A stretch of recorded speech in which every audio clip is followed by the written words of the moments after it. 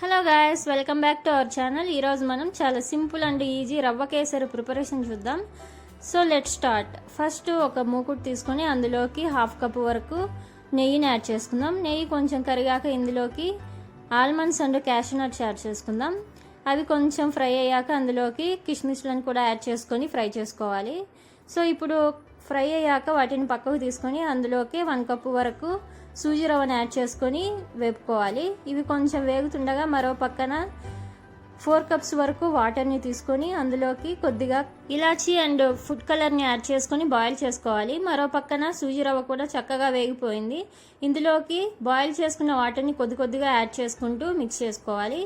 ఇలా కొంచెం మిక్స్ అయ్యాక ఇందులోకి 1.5 కప్ వరకు షుగర్ని తీసుకొని మిక్స్ చేసుకోవాలి.